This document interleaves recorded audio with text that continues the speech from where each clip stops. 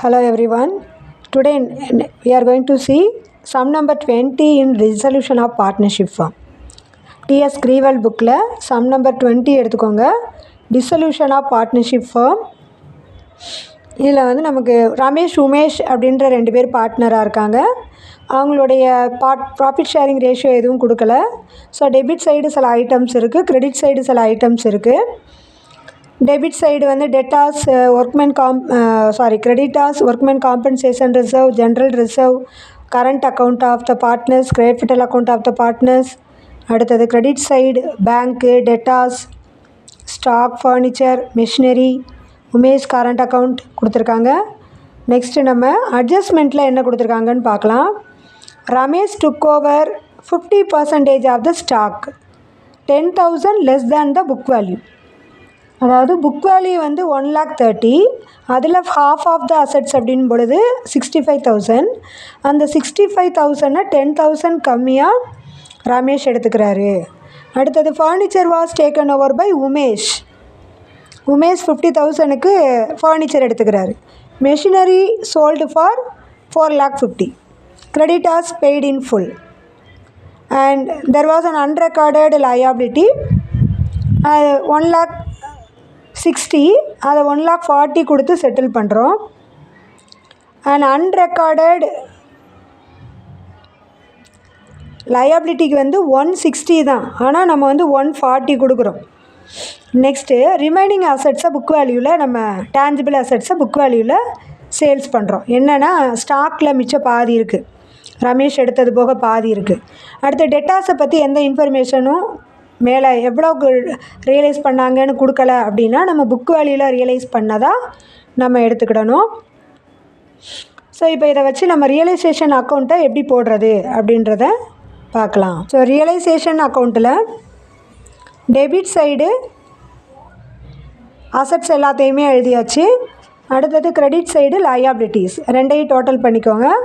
Book value of the assets transferred to realisation account, assets and liabilities எடுத்தாச்சு. நம்ம total பண்ணியாச்சு. 15 lakh வருது. Total assets 15 lakh, total liabilities 1,70,000. Next இதை நம்ம எப்படி வந்து செட்டில் பண்ணுறது? அசட்ஸாக இருந்தால் ரியலைஸ் பண்ணணும், லயபிலிட்டிஸாக இருந்தால் பே பண்ணணும். ஸோ அசட்ஸ் வந்து ரமேஷ் பாதி அசட்ஸ் எடுத்துக்கிட்டார் இல்லையா, 130ல் பாதி 65, அதில் 10,000 less than the book value அவர் எடுத்துக்கிட்டார். So 65,000 minus 10,000 55,000. அடுத்தது உமேஷ், அவர் வந்து ஒரு ஃபர்னிச்சரை 50,000 வேல்யூவில் எடுத்துக்கிட்டார். அண்ட் மற்ற அசட்ஸ் எல்லாம் ரியலைஸ் பண்ணியிருக்காங்க. ஸ்டாக் மிச்சம் வந்து 50 ஆஃப் த ஸ்டாக் இருந்துச்சு இல்லையா, 65,000 புக் வேல்யூவில். Machinery 4,50,000 book value, debtors book value 240. So இந்த அசட்ஸை ரியலைஸ் பண்ண வேல்யூ 7,55,000. அடுத்தது லயபிலிட்டிஸ் கிரெடிட்டாஸை ஃபுல்லாக பே பண்ணியிருக்காங்க 170. அதாவது கிரெடிட்டாஸ் புக் வேல்யூ 170 தான், பே பண்ணதும் 170 தான். அடுத்தது அன்ரெக்கார்டட் லயபிலிட்டிஸ், அது ஒரு 160க்கு 140 நம்ம பே பண்ணியிருக்கோம். So 2 bank 140. இது எல்லாத்துலேயுமே நம்ம விதின் ப்ராக்கெட் அது என்ன அசட்ஸ் என்ன லயபிலிட்டிஸ் அப்படின்னு நம்ம போட்டுட்டோன்னா நம்ம வந்து அடுத்து செக் பண்ணும் பொழுது எதை நம்ம மிஸ் பண்ணியிருக்கோம் எதை மிஸ் பண்ணலை அப்படின்றது நமக்கு ஈஸியாக தெரியும். So within bracket you have to mention what is the name of the assets, what is the name of the liability. And இப்போ நம்ம என்ன பண்ண போகிறோம் அப்படின்னா டெபிட் சைடையும் கிரெடிட் சைடையும் டோட்டல் பண்ண போகிறோம். ஸோ டெபிட் சைடு வந்து 18,10,000 வந்திருக்கு. நான் டோட்டல் பண்ணிவிட்டேன், 18,10,000. அடுத்தது கிரெடிட் சைடு எல்லாம் டோட்டல் பண்ணால் நமக்கு எவ்வளோ கிடைக்கும் அப்படின்னா 10,30,000 வந்திருக்கு. ஸோ இங்கே கால்குலேஷன் போட்டிருக்கேன் பாருங்கள். 18,10,000லேருந்து 10,30,000 மைனஸ் பண்ணால் நமக்கு 7,80,000 கிடைக்கிது. 7,80,000 கிரெடிட் சைடு வருது. ஸோ டெபிட் சைடு வந்தால் தான் gain on realisation, credit side வந்தால் லாஸ் ஆன் ரியலைசேஷன். ஸோ இந்த by loss on realisation 7,80,000.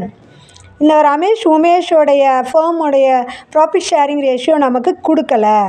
So அவங்க எதுவுமே கொடுக்கல அப்படின்னா நம்ம பார்ட்னர்ஷிப் ஆக்ட் 1932 படி ஈக்குவல் ரேஷியோவில் அவங்களுக்கு டிவைட் பண்ணணும். ஸோ இந்த லாஸை நம்ம ஈக்குவலாக டிவைட் பண்ணுறோம்.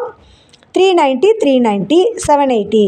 ஸோ 2 சைட்ஸ் டோட்டலையும் போட்டலாம். 18,10,000. ஸோ இந்த சம் உங்களுக்கு புரிஞ்சிருக்குன்னு நினைக்கிறேன்.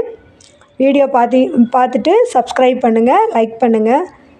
அப்படின்னா தான் நெக்ஸ்ட்டு நான் போடக்கூடிய வீடியோஸ் எல்லாமே உங்களுக்கு ஈஸியாக கிடைக்கும். தேங்க்யூ.